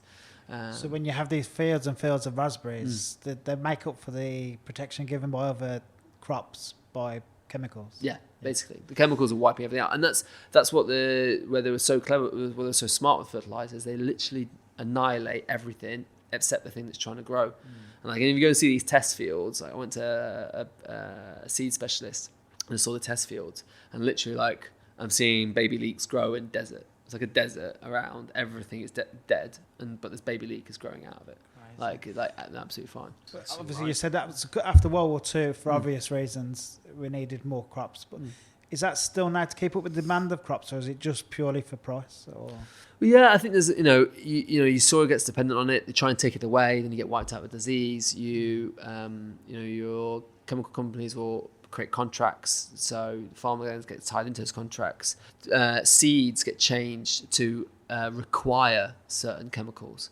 So without that chemical, they won't survive. So you have to then, one thing, the farmer has to buy the seed, and then he has to buy the chemical. Obviously, it gets to a place where the immune system's so shot that they have to start spraying directly onto the food. So since 2006, that's when we first started spraying directly onto food. There's been massive increases of allergens, skin conditions, and now there's this statistic I read recently with the Bio Society in the US where 1 in 2 children have a chronic disorder in the US, and it's one of these things. Like I'm not saying like there's this huge conspiracy like we've got to stop or try and make a big thing something out of nothing. It's just that there's clearly something wrong within our soil, and that because I now taste it now I've experienced it going to work with you, there is just such a difference in thriving healthy soil that's full of life, and the produce that comes out of it is just phenomenal, and there's definitely something's going on there. And I think there's even this year, so between January this year and now July, Monsanto, who own glyphosate, which is Roundup. So if you ever use Roundup, that's glyphosate. They've spent $11 billion in lawsuits from people suing them because of conditions they developed, cancers they've developed, and all there was sorts a big of things. study released in The Guardian there the other day, wasn't there? Yes, It yeah. was the same company. So you learned about it, and then you this was before you started here. You said, well, I'm going to make sure sustainability is going to be at the heart of what we do here. Obviously, use the beautiful garden out there. You kind of set your story, and then how did you develop that with your chefs now? How do you kind of bring them along with you on the journey? So yeah, I mean, again, my experience is like when I was in Norway, and obviously when I got to meet the farmers, like I wanted our guys to do the same. We've not done as many as we want to, but we've done a few so far. The first one we went to was Whittle and Flame, the charcoal makers. Yeah, big fans of them. Aren't we? Yeah, it's all like good so interested. Yeah. And his whole thing, like charcoal can be the best thing in the world for the planet, and it could be the very worst thing for the world. And just in mine was like blown in terms of what goes into making charcoal, how it can be a really sustainable thing, and how it's destructive thing. Like his 15% of the world's carbon emissions come from charcoal production, whereas his doesn't give any carbon output in the production, and he actually stores up all the offshoots that come from making it. And what I wanted is, well, there's one thing I think as a chef is, I've always been told this produce is amazing. Like, I know Garrett strawberries, they're phenomenal. They're so delicious. Like, love them to bits. Great produce. But I've never asked, what farm did it come from? How they grown? Why it makes them so delicious? How is that industry? And then when you start asking those questions to the people who really care for the land and want to see a change, you start to hear so much you wish you'd ask more about, you know. Another good example, we went to go and see Wonder Chocolate, and I've always said, like, we don't grow chocolate in the UK. So I'm not going to have chocolate dessert on the menu, and I don't really see a cultural connection. So I had a rice pudding on, but that's because as kids who grew up with rice pudding, it's a big part of our childhood and everything else like that, and our culture. But chocolate's like, it's just chocolate bars, and I was like, I'm not sure where that fits in the menu right now. But then I went to see Wonder Chocolate. He said to me, I asked him like, how much do you think is the minimum price you should pay for a bar of chocolate? And he said £5.50. If you pay anything less, can't guarantee it, but he's pretty sure it comes from child slave labour. And you're like, no, it can't. That can't be true. But from what he's come to understand, what he's come to learn, that's what is the reality. And that's also another thing as well. Like everything I've come to learn, gladly be told I'm wrong and stuff, or I'm very open to what other people might have to say, because it's so murky. It's so like there's so many grey areas. We've got one. The strawberry, we haven't got strawberries on the menu yet, but we're hoping to when we come back from holiday in August. And the part of the reason is just finding a strawberry supplier. But we've got one lady who we're using now, and she struggles with red spider mite. So the only treatment she gives to strawberries is the red spider mite. So if she didn't, she'd lose half a crop. So if I stand there and go, well, I'm sorry, that's not acceptable. If you're not organic, you're killing the planet. Then it's never going to help the situation. But if I get alongside her and celebrate the fact that she's only using one, whereas strawberries is seen as something that has the most chemicals of all fruit or all produce in the world. Strawberries and spinach are always fighting for number one spot for the most chemicals used. And this woman's using one. That is a big step forward compared to none, and it isn't perfect. But if we don't support her or support them, then how is there ever going to be any change? And I think that's the kind of question we're going to ask ourselves, is like, if we're going to see real change, then sometimes we have to see the truths and try and work through them. And there's lines we draw, but like the number one, if you're seeing someone who cares their land, is doing everything they can, and just is battling through the challenges of the realities, then it's kind of hard then to say, like, you can't say no to that. How hard is it to kind of maintain a menu when you're specifically like focusing on that kind of food? Like, how long can you keep the menu on for? Does it have to change every month, or?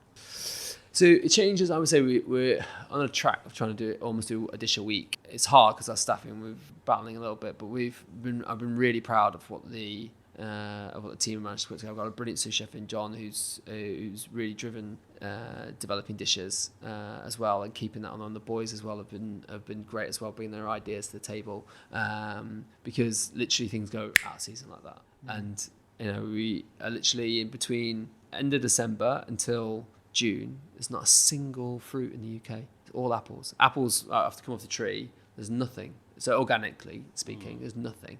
So we were using organic apples up until then, but that's the only fruit we get hold of. That and Yorkshire rhubarb, but that is a vegetable.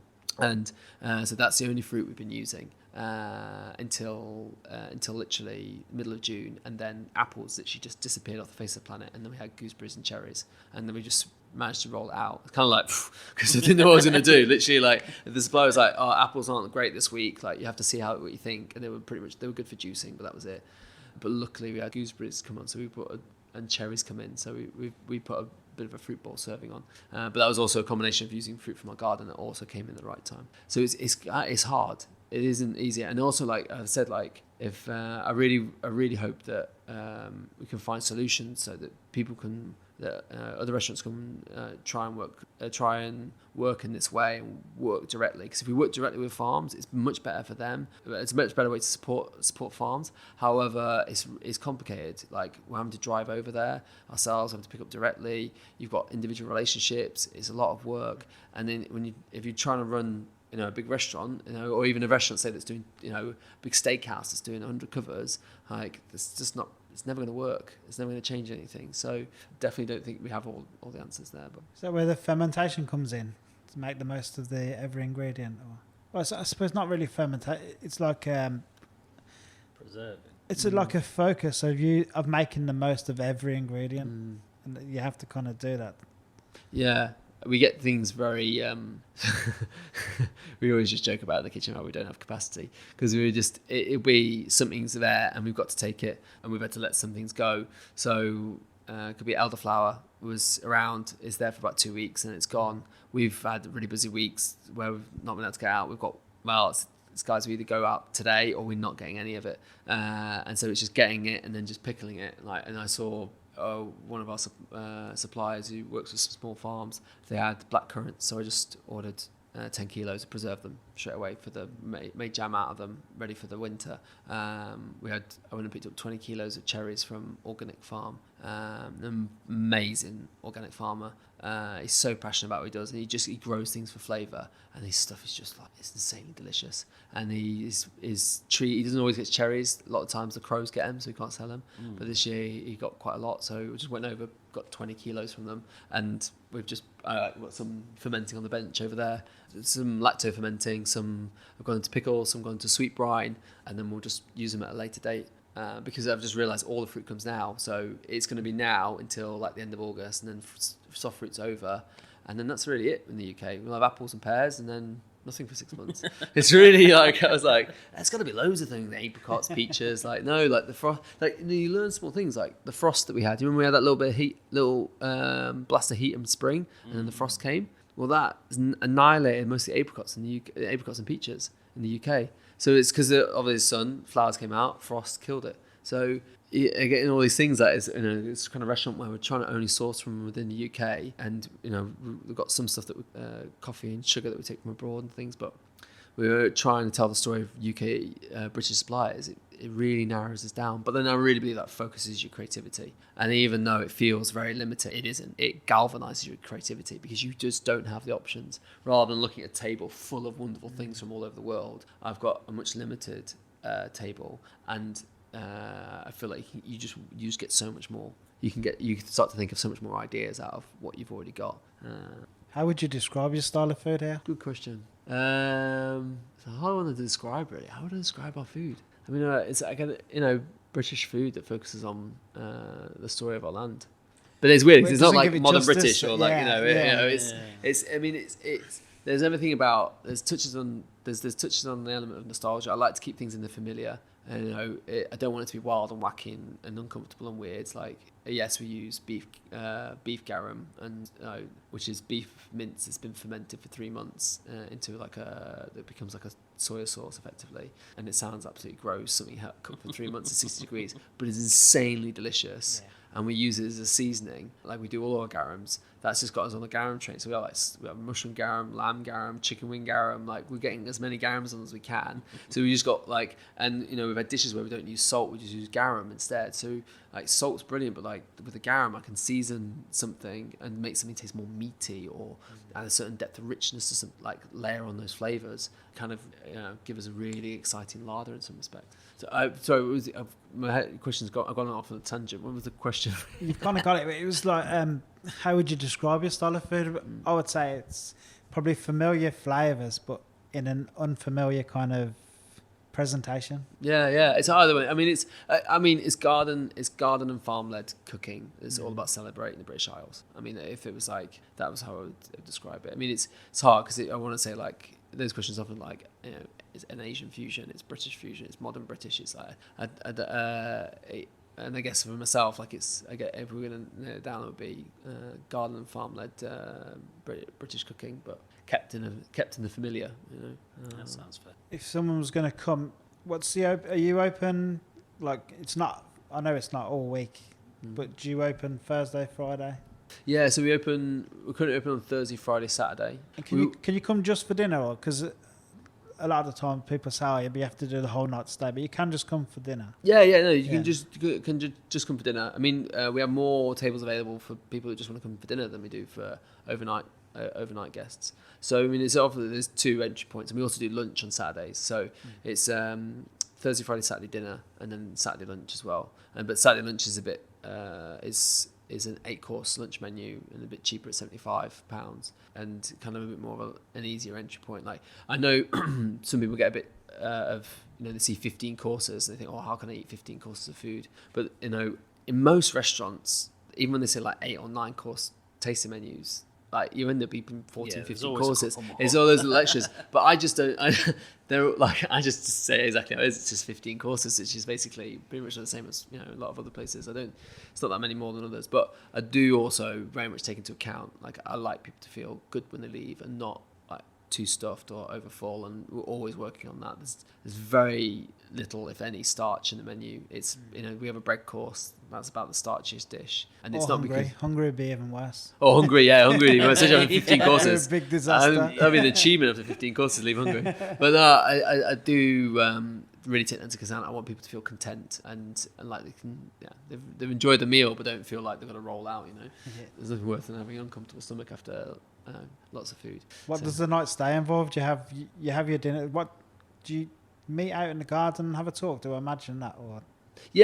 So you do check-in is at 3, and my wife Annetta is the house manager. Sorry, she meets and greets guests and gets them sat down and introduced and settled, and then Chris and Tamsin will arrange them a little welcome drink. There's often something like garden led that we've made ourselves, or an interesting drink of some sort. We have a few options, maybe just a beer if that's what you want to have, and then I have a welcome snack, and then after that we go for a garden tour. I take you on a garden tour, I'll show you around what we're growing and what we're working on, and just explain it, like just dipping into little bits of what we do, like as well with Grace Savour, all this stuff, the sustainability sounds like it could be super heavy and like some big, I'm giving you some big TED talk when you're here or something like that, but is ultimately this is somebody's birthday or anniversary or special occasion, and I've never wanted to create a restaurant that takes that away. Like it's there, it's I guess the evening, it's their evening to enjoy, and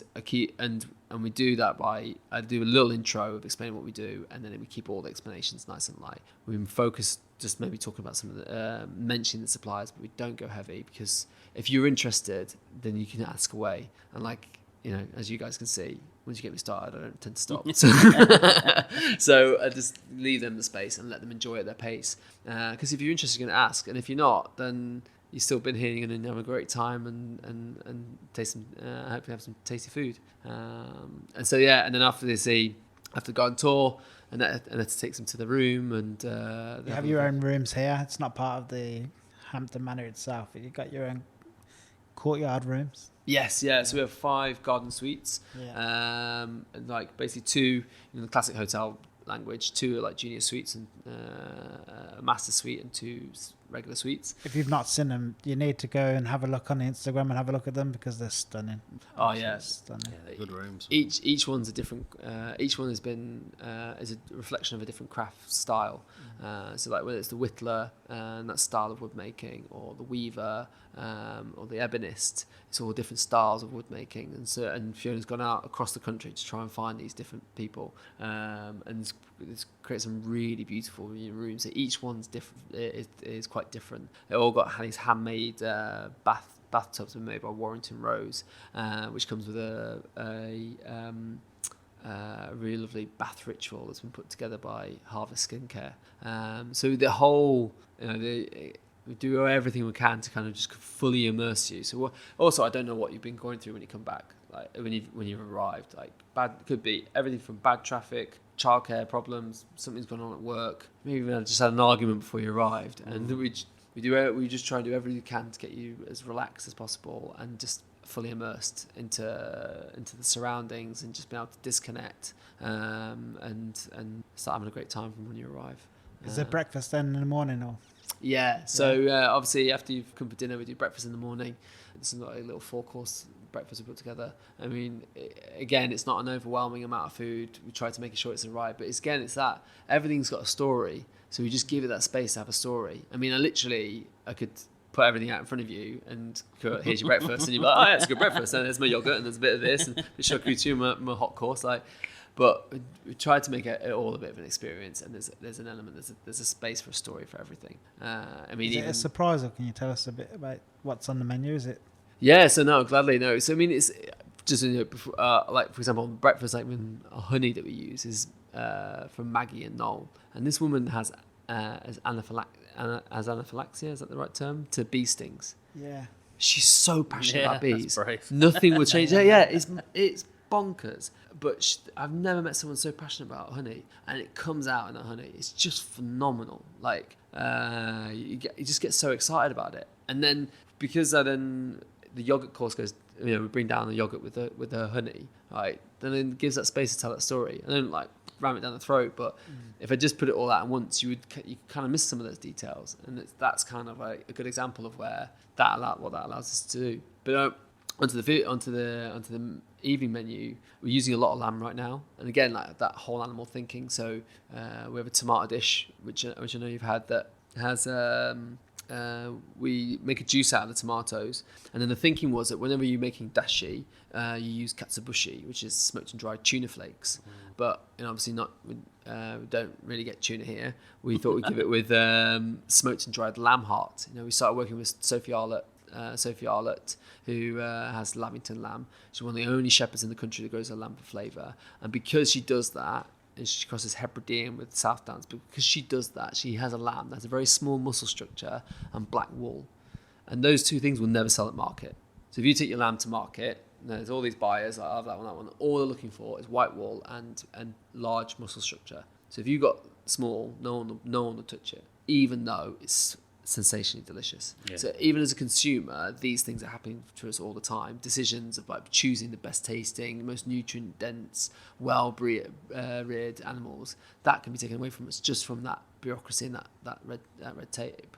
And obviously we source directly from them when we buy whole animals, but hearts aren't always something she sells a lot of. So we tend to take quite a lot of the hearts, like I say, smoke them and dry them, and then use that as like a katsuobushi in the tomato broth. So there's no salt in the tomato juice that we make. It's just seasoned by the lamb heart, and it just creates a really, and that's the first course we serve with a tomato that comes with tahete pickle and sweet Sicily, and it creates a very herbal, very fresh start, but because of the umami depth, it really gets your palate going. So it's a nice salty beginning as well as quite a fresh beginning.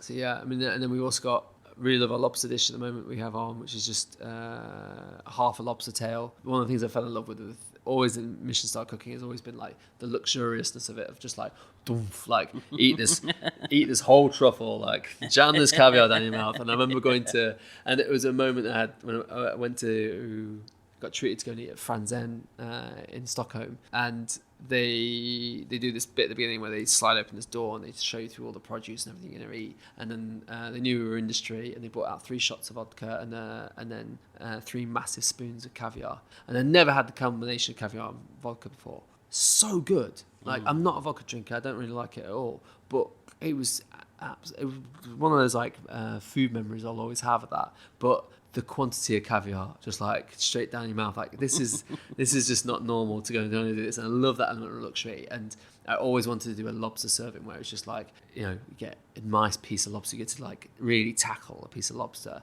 I've eaten in other places where it's, again, it's so expensive, it might be chopped up or it's a little piece, but to eat a whole tail. So we do that we take the heads of the lobster and roast them off and make almost like a biscuit out of them.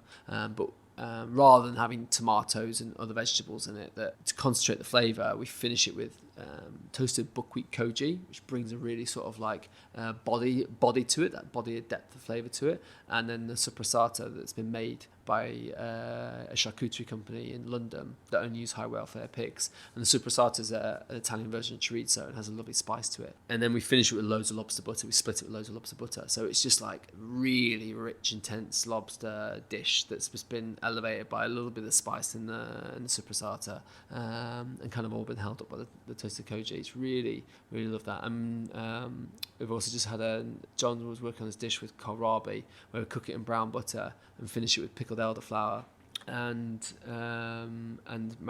marigolds, and then the sauce is whey, smoked whey with butter, celery vinegar, and elderflower pickle and mackerel garum. So the mackerel garum is one of those cool ones. So basically, because of the guts, you take all the guts so once I fillet all the mackerel, all the guts and bones and head and everything, we blend that up with salt and then ferment it for 3 months, and you basically end up with this like a fish sauce effect, but obviously it tastes of mackerel. So this sauce, again, gets this lovely depth and richness in it that comes from mackerel rather than using salt. But the nice thing is it always throughout the menu as well, we try and create those little connections, those little closed loops. Like you got a mackerel course coming up after that, but before then you've eaten all the guts, and now you're going to eat the actual mackerel itself. And that whole sort of like that closed circle thinking, but also just like there's so many uses out of everything. Like you have the lamb heart at the beginning, and it's almost I like to think it's a precursor to the main course, which is the lamb itself. Like, you know, whether you're having the shoulder or you're having the loin,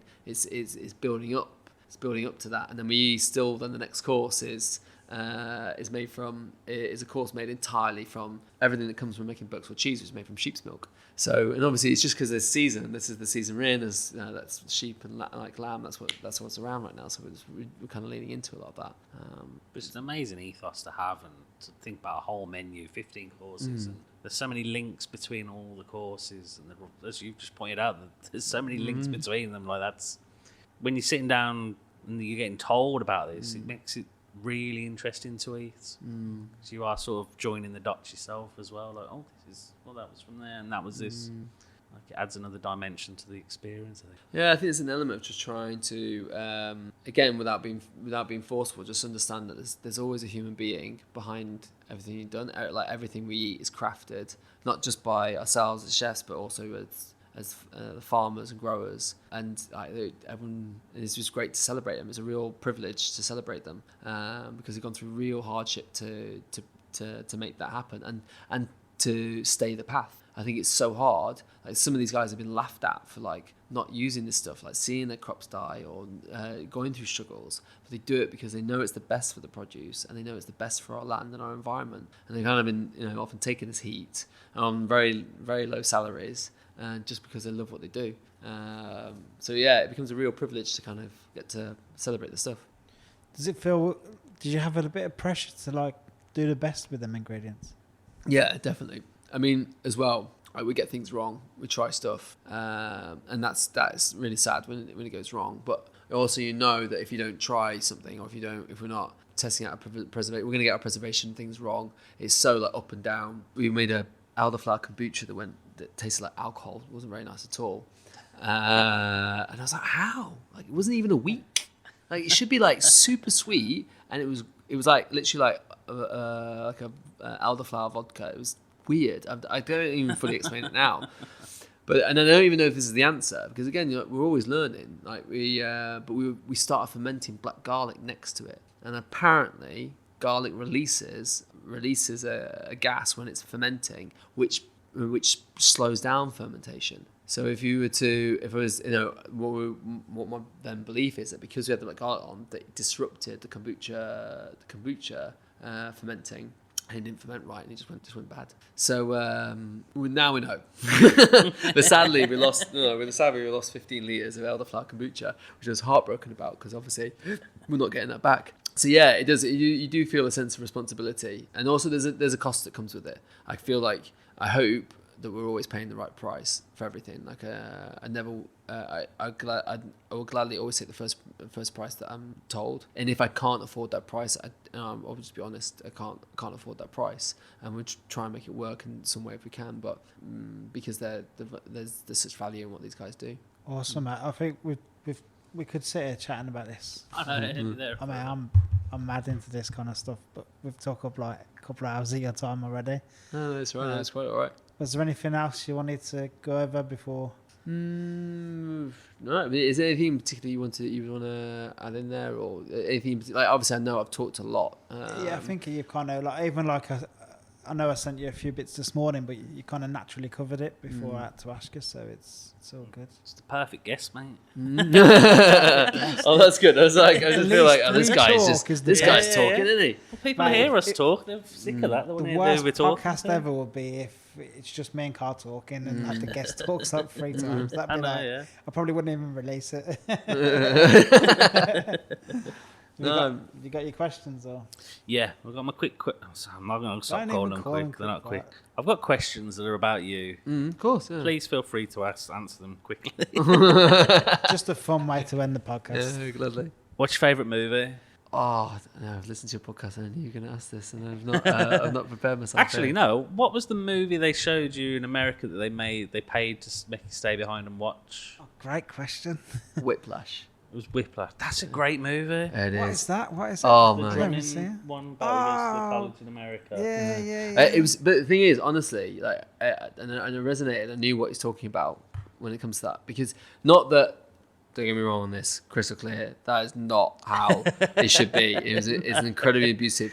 But one thing it taught me, and I think this is like some of the things, the reflections that I wanted to understand. Why did I go through that? Why do I accept that? And there is that element in that movie where that guy is just so determined. He's got into his head that this is the way that I'll learn how to drum if I follow and lead this guy. And there's a level of leadership that comes in, which is which is a very toxic one, where you blindly follow your leader. And as a leader, you never want that. You never want people to blindly follow you, because they'll never pick up your mistakes.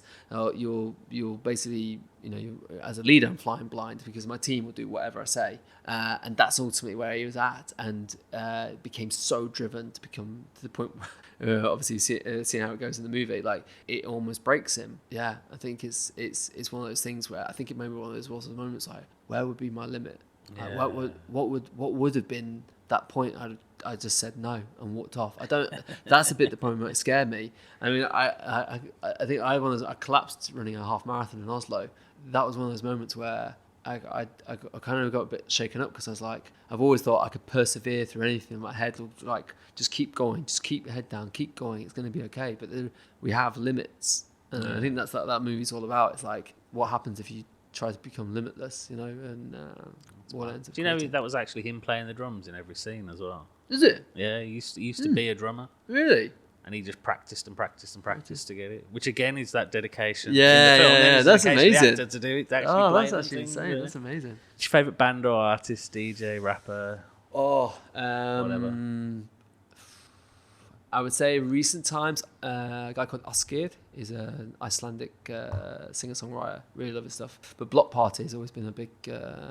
I always love Block Party. But they're a bit different now. Very, very different now, I think. I actually prefer them now. I haven't really heard mad. so I much like of the really early stuff. Then the middle stuff I sort of was a bit indifferent to. And then the new stuff, it's like, well, where's this come from? Yeah.